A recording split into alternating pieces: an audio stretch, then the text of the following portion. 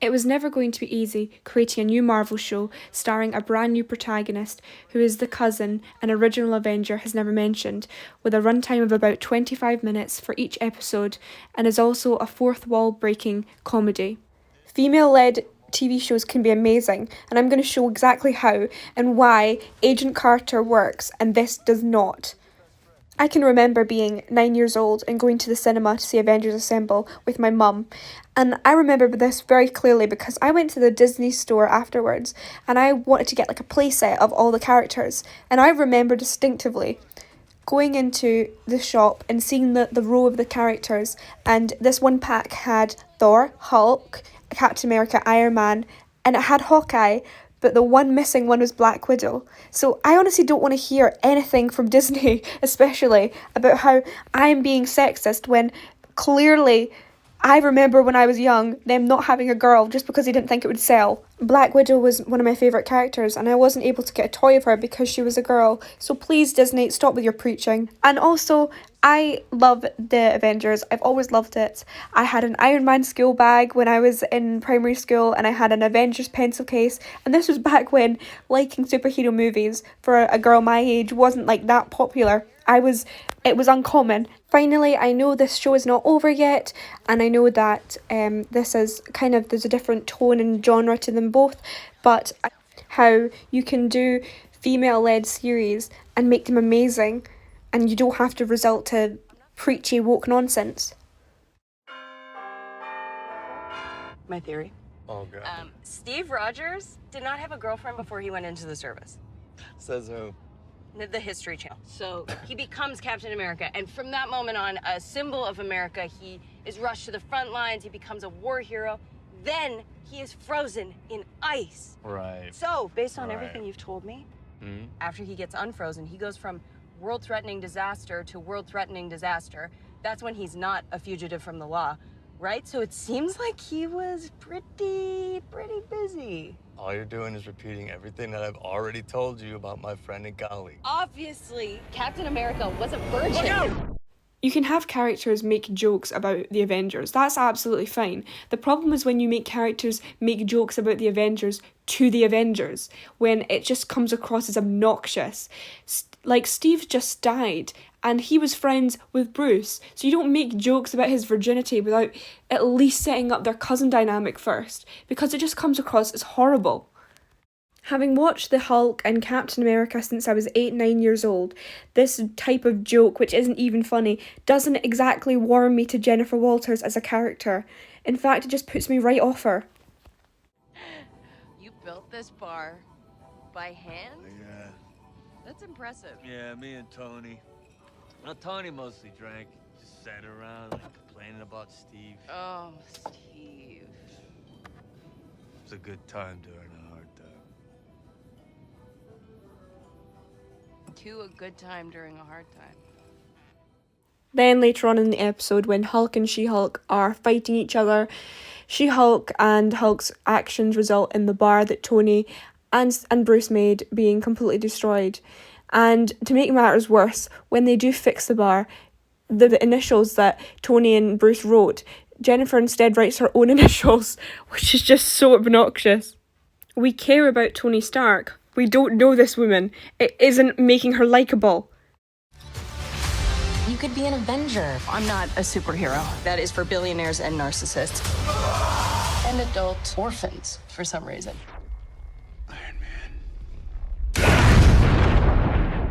Having the new characters insult the old characters, or try and prove they're better than them, just makes the new characters extremely unlikable.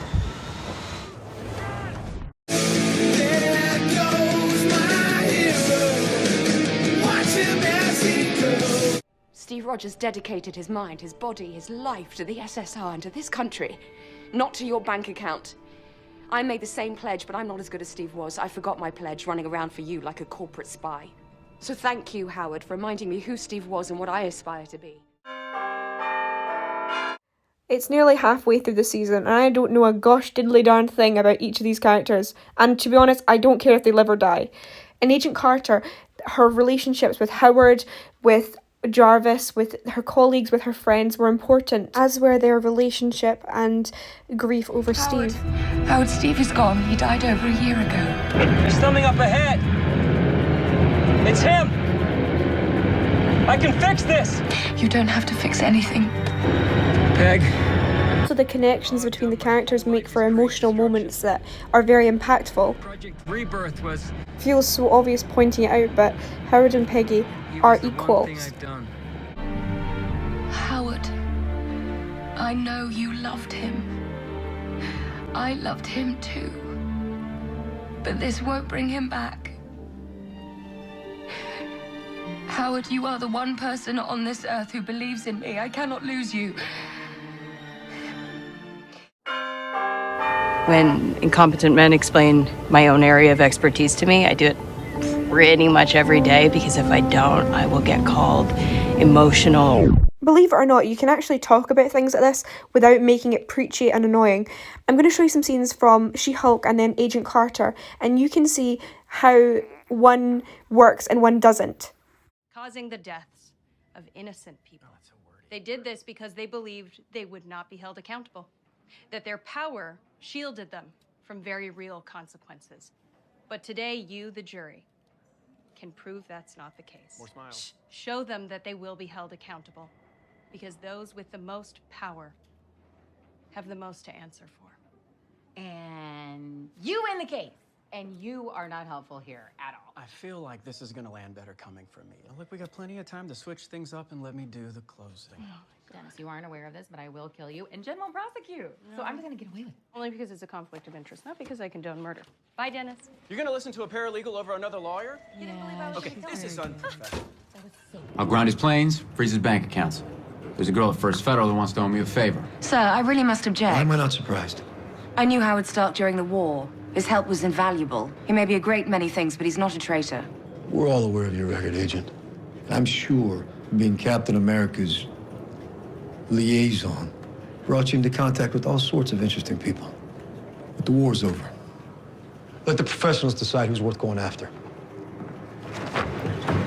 Sounds like Carter knew a lot of guys during the war. Now, for a bit of context, this is Peggy's colleague, Jack Thompson. Marge. Didn't I say only the men have to work overtime? I didn't mean to interrupt you enjoying the rewards of your promotion. Why do you work here? To uphold democracy. Did you need a reminder? But the rest of us get to do more than take lunch orders. You'll never know the thrill of learning whether or not Agent Yauk was in the mood for a club sandwich. You're trying to hide something, Peggy. And the only one you're fooling is you. What's that, Agent Thompson? The natural order of the universe. You're a woman. No man will ever consider you an equal. It's sad, but it doesn't make it any less true. I can always come to you for the truth. Good night. Jack Thompson is not a one-dimensional character though. The guilt that eats him up from being at war and winning a medal for something that he didn't do still impacts him to this day, and he takes it out on those around him that he deems as less worthy. For example, the one woman in the office that's an easy target. They were carrying a white flag.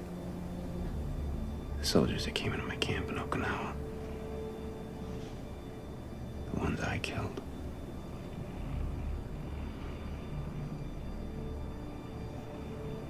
They were coming to surrender.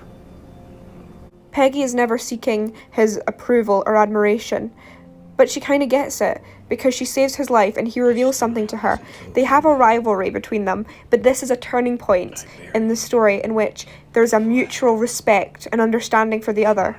And this is so much more interesting and impactful. Everybody thinks that I'm this guy that I never was. And every day, it gets harder and harder to live with. It's emotional state, so we need to know the exact threshold that causes it for you. The triggers are anger and fear. Those are like the baseline of any woman just existing. All right. You think you know me, but I've never been more than what each of you has created. To you, I'm a stray kitten left on your doorstep to be protected. The secretary turned damsel in distress. The girl on the pedestal transformed into some daft whore. You're behaving like children. What's worse, what's far worse, is that this is just shoddy police work. You were inches away from the woman that you want. Just your signature there. And then just initial. Good. And initials up here. But they still want to know we're making it. Popping like a barbecue, but you don't. You almost tasted that. No, eat it up. Okay, 3, 2, 1. You know I'm the hottest. You ain't never gotta hit me up. Oh, you are way more fun than my last lawyer. I will kill for you, maybe. How can you just sit there and take that? Daniel. I'm gonna tell that senator what really happened. Hell, I'll tell Truman himself. It really doesn't bother me. Well, it bothers the hell out of me. I saved that jerk's life. I don't need a congressional honor. I don't need Agent Thompson's approval or the president's. I know my value. Anyone else's opinion doesn't really matter. There is absolutely no problem with Jennifer saying all the things she does in this scene. The problem is she says it to Hulk. It is absolutely fine to say that this was a horrible thing that happened, that was very scary for her. It would be scary for anyone. And it's also absolutely fine to say that as a bloke, Bruce would not have had to deal with this for the same reason that she had to deal with it. And it's the stuff that she says afterwards, it just comes across as so douchey. It's unreal. Just literally get murdered. So I'm an expert at controlling my anger because I do it infinitely more than you. So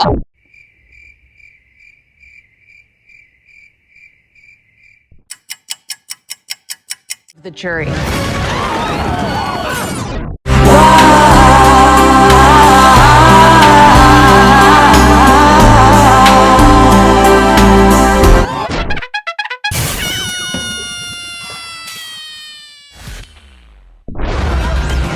Finally, if you've enjoyed this show, then that's absolutely fine, and no hate to anyone who likes it or is involved in the making of it. I just don't like it, and I'm really scared of what they're going to do to Daredevil.